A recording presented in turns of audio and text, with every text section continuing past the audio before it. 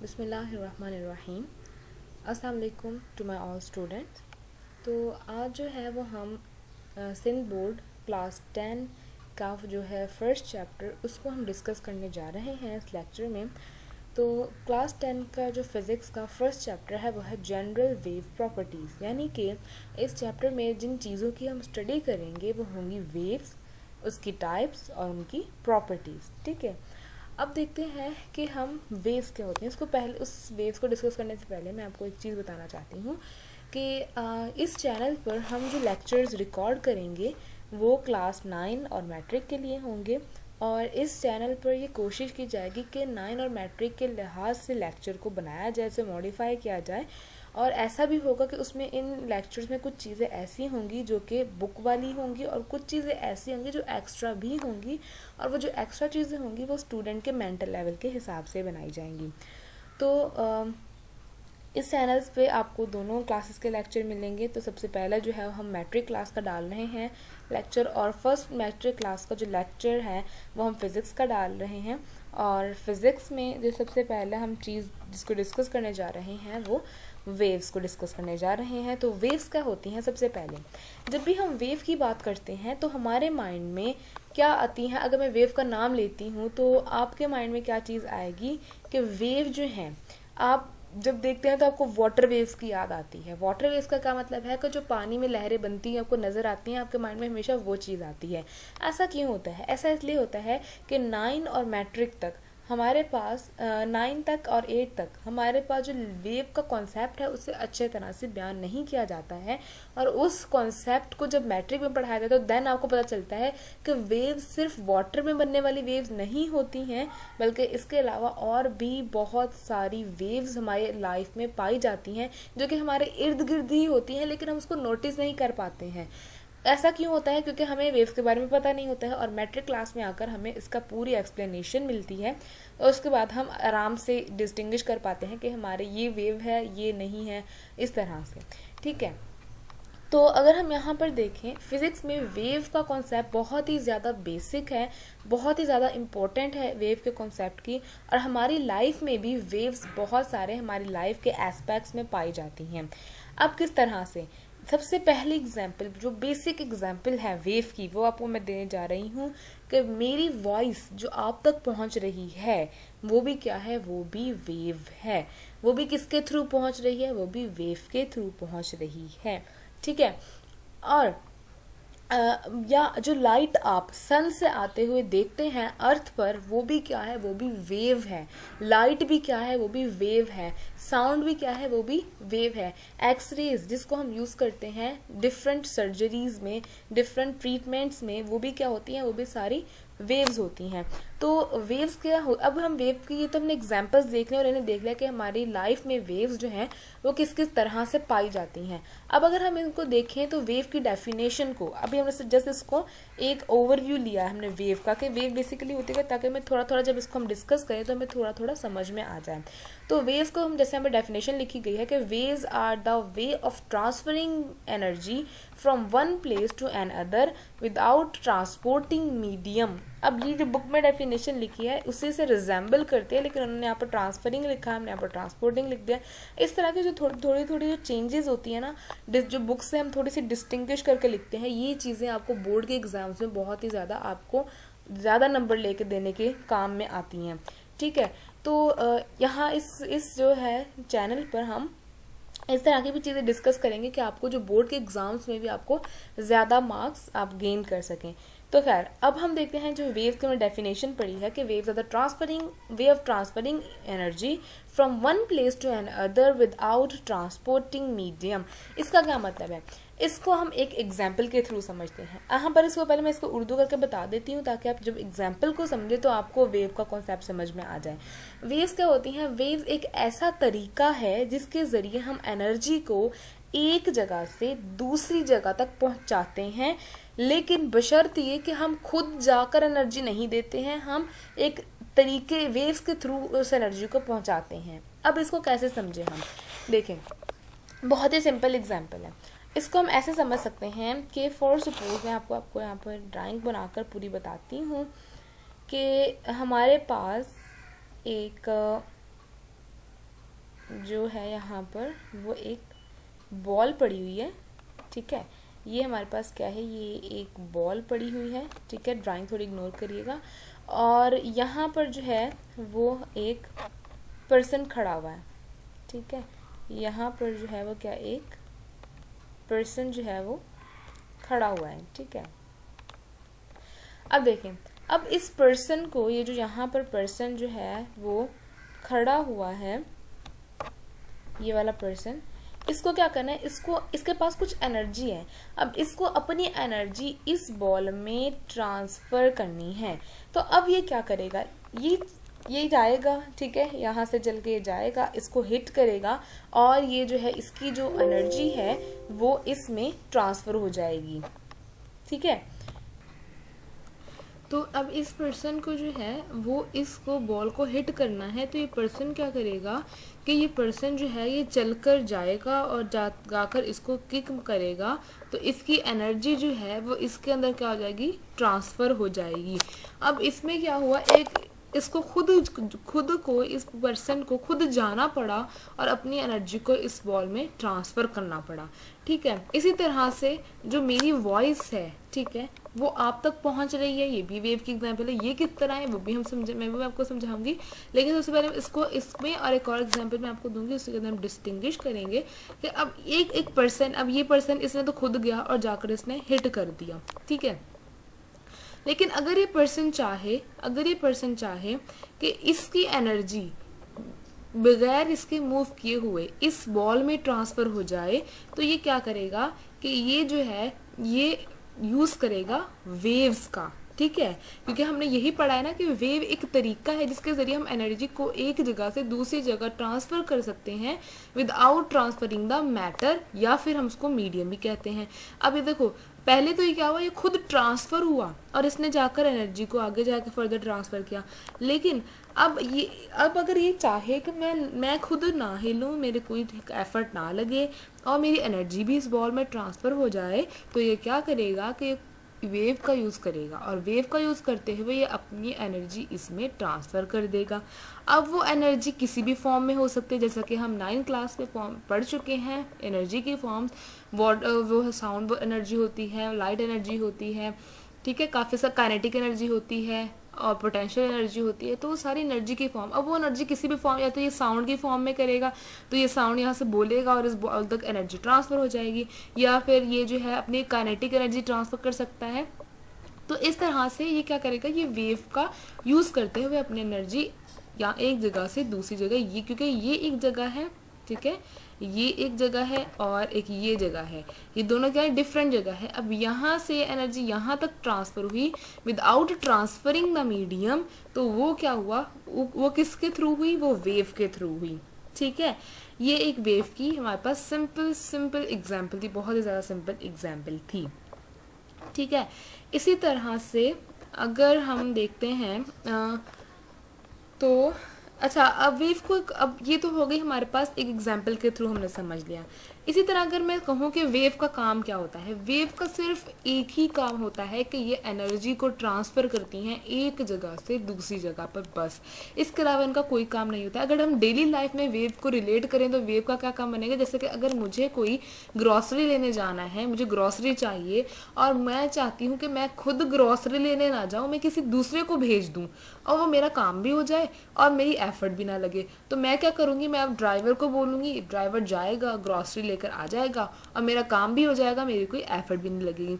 इसी तरह से अगर एक पर्सन को अपनी एनर्जी को ट्रांसफ़र करना, यही काम होता है वेव का, जो ड्राइवर का काम है वही काम होता है वेव का, कि हमें अपनी एनर्जी ट्रांसफ़र तो करनी होती है दूसरे मीडियम पर, लेकिन हम ये चाहते हैं कि हम खुद उठ कर, जैसे कि यहाँ पर खुद उठ कर दूसरी तरफ ना जाएं, हमारी एनर्जी डायरेक्ट यहाँ से यहाँ पर ट्रांसफ़र हो जाए और हमारी एफर्ट भी ना लगे। तो इस डायरेक्ट ट्रांसफ़र ऑफ एनर्जी के लिए एक जगह से दूसरी जगह हम किस चीज़ का यूज़ करते हैं, वेव का यूज़ करते हैं। अब आपको चला कि वेव जो है एक वे है फॉर ट्रांसफरिंग एनर्जी ठीक है, from one place to another without the transporting of medium. ये बहुत इंपॉर्टेंट चीज़ है, विदाउट ट्रांसपोर्टिंग ऑफ मीडियम, कि अब एक दफ़ा तो ये पर्सन ये खुद गया और इसने जाकर ट्रांसफ़र कर दिया, लेकिन दूसरी दफ़ा इसने क्या किया, दूसरी दफ़ा इसने वेव का यूज़ किया और वेव का यूज़ करते हुए इसने अपनी एनर्जी यहाँ से यहाँ ट्रांसफ़र कर दी, लेकिन इसने खुद ये मूव नहीं हुआ, खुद ट्रांसपोर्ट नहीं हुआ और इसने इसकी एनर्जी भी ट्रांसफ़र हो गई। तो ये एक बेसिक एग्जाम्पल थी वेव को समझने की, ठीक है। इसके अलावा अगर हम देखें तो दूसरी इसकी ये एक डेफिनेशन थी वेव की जिसको हमने आसानी से समझ लिया, सॉरी। और दूसरी जो डेफिनेशन है वेव की वो क्या है हमारे पास, मैं यहाँ पर लिख देती हूँ दूसरी डेफिनेशन भी, और यहाँ से हम स्टार्ट करेंगे लिखना, सॉरी थोड़ा टाइम लगेगा इसमें, लेकिन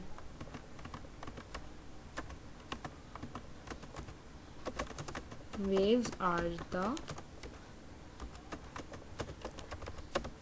traveling disturbance, ठीक है, in any medium, ठीक है। कि वेव्स क्या हैं, वेव हमारे पास वेव के, अब देखो यहाँ पर एक डेफिनेशन में पढ़ ली कि transferring energy from one place to another without the transporting of medium, ठीक है। अब दूसरी डेफिनेशन जो है उसको हमने समझ भी लिया कि एग्जाम्पल के थ्रू हमने एग्जाम्पल ली और उसके थ्रू हमने समझ भी लिया कि जो है वो वेव होती क्या है, ठीक है, और हमें अच्छे से समझ में आएगा। अब दूसरी जो डेफिनेशन है वो क्या है कि wave are the travelling disturbance in any medium. Medium क्या हो सकता है, मीडियम हमारे पास हो सकता है सॉलिड भी हो सकता है, ठीक है। यहाँ पर हम लिख देते हैं कि मीडियम जो है वो हमारा सॉलिड भी हो सकता है, लिक्विड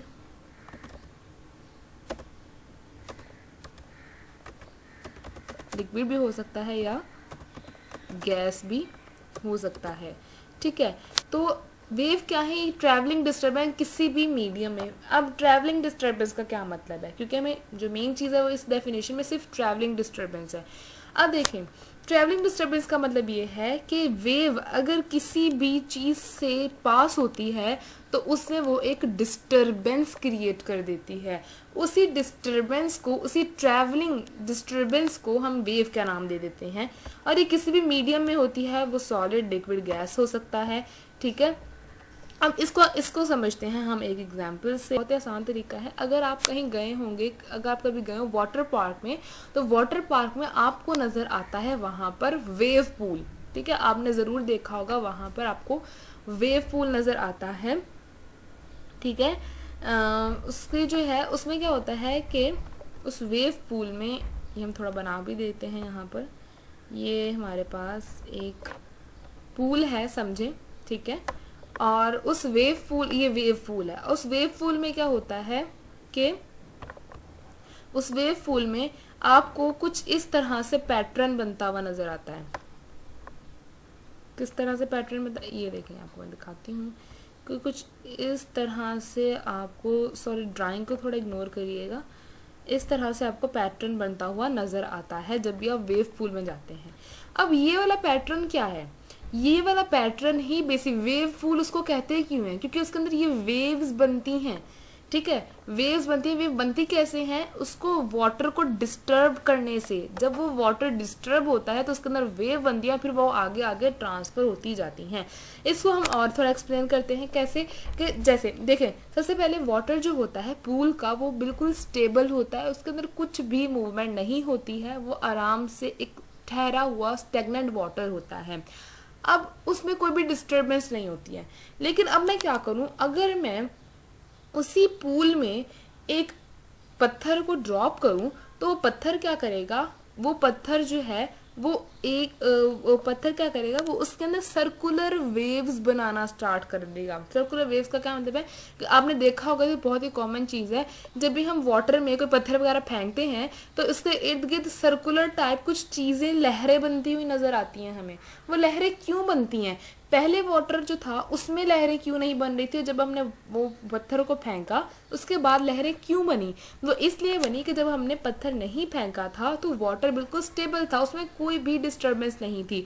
उसमें डिस्टर्बेंस नहीं थी तो उसमें कोई भी वेव्स जो थी वो हमारे पास वो नहीं थी। लेकिन हमने जब उसको डिस्टर्ब किया, डिस्टर्ब कैसे किया हमने, जब उसमें हमने जब स्टोन को फेंका, ठीक है, उसमें जब हमने स्टोन को फेंका तो हमने क्या किया, हमने उसको डिस्टर्ब कर दिया। उसको डिस्टर्ब करने की वजह से, स्टोन फेंकने की वजह से उसके अंदर वेव्स प्रोड्यूस हो गई। और फिर वो वेव्स क्या करते हैं, अगर आप उसको एंड तक देखें ना तो वो ट्रैवल होती होती होती फैलती हुई काफ़ी जगह फैल जाती हैं। तो वो क्या करती हैं, वो ट्रैवल करती हैं। वो वेव बनती मिड में है लेकिन जाती वो दूर तक है। इसका मतलब क्या है कि वेव जो है वो ट्रैवलिंग डिस्टर्बेंस है। ठीक है, वेव क्या है, wave are the travelling disturbance. ठीक है, तो इसकी दूसरी डेफिनेशन भी, in a medium, in any medium, medium क्या है, उस वाटर पूल में हम बात करें तो वाटर पूल में मीडियम क्या है, वाटर है। ठीक है, ठीक है, तो वो वाटर होगा। इसी तरह से अगर हम साउंड की एग्जाम्पल लेते हैं, ठीक है, साउंड की एग्जाम्पल लेते हैं तो साउंड क्या करता है, मेरी आवाज़ आप तक पहुंच रही है, it is example of waves. कैसे कि अब मैं यहाँ ये ट्रैवल, ये डिस्टर्बेंस ये ट्रैवल कर रही है, जाहिर सी बात है मेरे मुंह से जब ये वोकल कॉर्ड से प्रोड्यूस हो रही है और ये आपके कानों तक पहुँच रही है, इसका मतलब ये ट्रैवल कर रही है। लेकिन ट्रैवल कर कैसे रही है, with the help of waves. ठीक है, ये वेव्स कैसे बन रही हैं कि जो एयर है, दिस इज़ अ मीडियम। मैंने आपको बताया कि जो है हमारे पास जो मीडियम है वो सॉलिड भी हो सकता है, वो लिक्विड भी हो सकता है, वो गैस भी हो सकता है, यानी कि एयर भी हो सकता है। तो एयर जो है वो क्या है, वो एक मीडियम है। ठीक है, अब उस मीडियम के पार्टिकल्स, एयर में पार्टिकल्स होते हैं। अब जो साउंड एनर्जी मैं प्रोड्यूस करती हूँ वो साउंड वेव्स के थ्रू जो है वो आप तक पहुँचती हैं। और जो पार्टिकल्स हमारे मीडियम में पाए जा रहे हैं, यानी कि जो गैस में, हमारे जो एयर में पाए जा रहे हैं, जो हमारी एयर में पाए जा रहे हैं, उसको क्या करती हैं, वो डिस्टर्ब कर देती हैं। डिस्टर्ब करने की वजह से मेरी आवाज़ आप तक पहुंच पाती है, या आप अगर किसी दूसरे से बात कर रहे हैं तो आपकी आवाज़ दूसरे पर्सन तक पहुंच पाती है। ठीक है, ये देखें, जैसे आप यहाँ पर खड़े हों, ठीक है, आप यहाँ पर खड़े हैं, ठीक है, और दूसरा पर्सन जो है वो यहाँ पर है। अब जो है आप जो कोई भी बात कर रहे हैं, ठीक है, आप कोई भी बात कर रहे हैं और आपकी जो आवाज़ है, आपकी जो आवाज़ है वो यहाँ से ट्रैवल होती होती इस पर्सन तक जा रही है, यहाँ से ट्रैवल होती होती इस पर्सन तक जा रही है। आपकी आवाज़ वो किसके थ्रू जा रही है, अब आप खुद इसके कान में आके नहीं बोल रहे हैं, आप एक जगह से खड़े होके बोल रहे हैं और दूसरी जगह तक आपकी जो आवाज़ है वो ट्रांसफ़र हो रही है। वो किसकी वजह से हो रही है, वो वेव्स की वजह से हो रही है। और वेव क्या करती हैं, वो कैसे बनती हैं कि वो इस मीडियम को डिस्टर्ब करती हैं, डिस्टर्ब करने की वजह से वो दूसरे पर्सन तक पहुंचती हैं और इस तरह से एनर्जी जो है वो एक जगह से दूसरी जगह पहुंच जाती हैं। तो यही कॉन्सेप्ट होता है वेव का। उसकी डेफिनेशंस को हमने डिस्कस कर लिया। दो डेफिनेशन को क्या है कि बुक में एक गिवन है, लेकिन आपको मैंने दूसरी भी बता दी क्योंकि ये बहुत ही सिंपल डेफिनेशन थी। ठीक है, तो इस तरह से हमने वेव को हमें पता चला कि वेव किस तरह से एनर्जी को ट्रांसफ़र करती हैं, वेव का बेसिक कॉन्सेप्ट क्या है। ठीक है, इसके अलावा दूसरा इसके अलावा जो हमने देखना है वो हमने देखना है कि production of waves, formation of wave, कि वेव्स फॉर्म कैसे होती हैं वो हम कैसे देखेंगे, वो हम देखते हैं। उसको फॉर्मेशन को देखने के लिए हम जो है वो यहाँ से इसको थोड़ा इग्नोर करिएगा। अब जो है वो हम देखेंगे कि वेव बनती कैसे है, फॉर्मेशन ऑफ वेव। ये बेसिकली ये तमाम वेव्स के बनने का तरीका नहीं है, लेकिन ये पर्टिकुलर वेव्स हैं जो अगर आप इनको इनकी प्रोडक्शन को समझ लें तो आपको ऑलमोस्ट तमाम वेव्स की समझ में आ जाएगी। फॉर्मेशन ऑफ वेव्स, ठीक है, formation of waves. Formation of waves कैसे हो सकती हैं, इसके बहुत सारे तरीके होते हैं। कैसे, अगर आप किसी स्लिंकी स्लिंकी के हेल्प से कर सकते हैं। किसकी हेल्प से? स्लिंकी की हेल्प से। अब स्लिंकी क्या होती है? स्लिंकी हमारे पास एक, जैसे आप देखते हैं आपके पास स्प्रिंग होता है, स्प्रिंग पेन में जो स्प्रिंग होता है, अगर आप वो लेते हैं ना बॉल पॉइंट, उसमें होता है स्प्रिंग। वो स्प्रिंग क्या है? वो एक स्लिंकी है। उस स्लिंकी के थ्रू आप वेव बना सकते हैं। कैसे बना सकते हैं वो भी हम देखते हैं कि for suppose this is our slinky, कि वो कुछ इस तरह से स्लिंकी की शेप होती है, कुछ इस तरह से। ये देखें, दिस इज आवर स्लिंकी। ये हमारी क्या है? ये हमारे पास एक स्लिंकी है, ठीक है। स्लिंकी यानी कि स्प्रिंग को कह दें आप, ठीक है। और ये एक जगह से कनेक्ट है, ये एक रिजिड सपोर्ट है, ये एक रिजिड सपोर्ट है जिससे ये कनेक्ट है, ठीक है।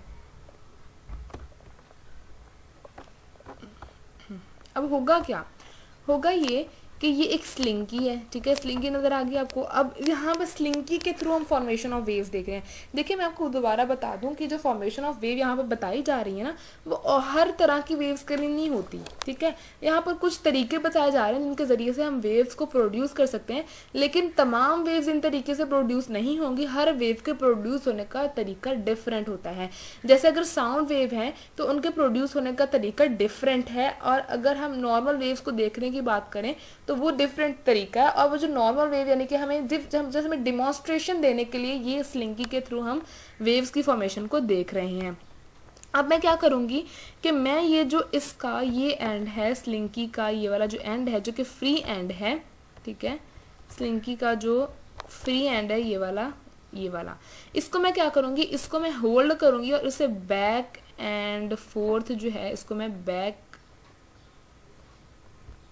एंड फोर्थ इसको मैं मूव करवाऊंगी। जब मैं इसको बैक एंड फोर्थ मूव करवाऊंगी या इसको मैं अप एंड डाउन मूव करवाऊंगी, अप एंड डाउन देख लेते हैं, इससे ज़्यादा अच्छे समझ में आएगा। अप एंड डाउन में मूव करवाऊंगी तो इसका स्ट्रक्चर पता है कैसे बनेगा? इसका स्ट्रक्चर बनेगा, मैं आपको दिखाती हूँ थोड़ा सा डेमोन्स्ट्रेशन।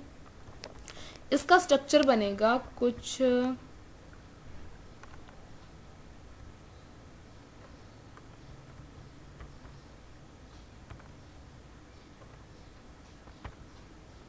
थोड़ा सा डिफिकल्ट है इसको बनाना।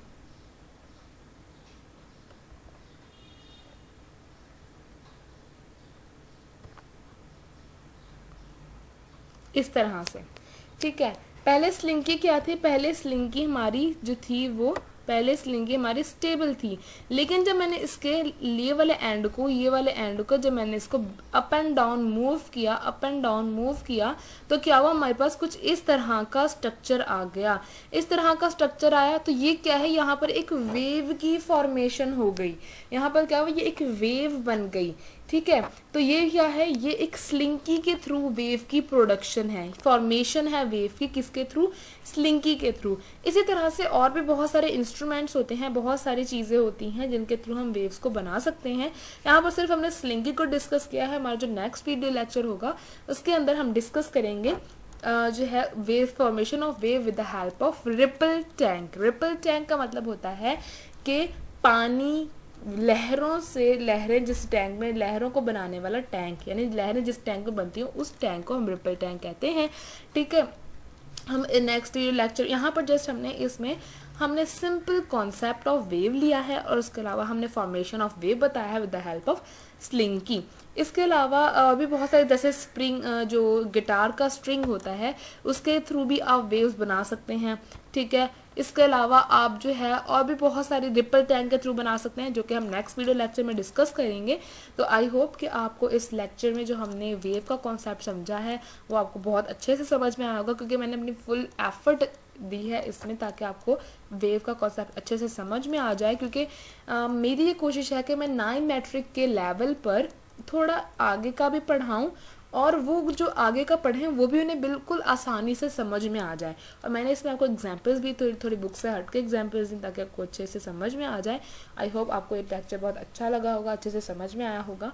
और नेक्स्ट वीडियो लेक्चर में जो हम स्टडी करेंगे वो हम formation of wave with the help of ripple tank करेंगे। हमारा ये वाला टॉपिक आगे चलेगा और उसके बाद हम वेव की डिफरेंट टाइप्स को डिस्कस करेंगे, ठीक है।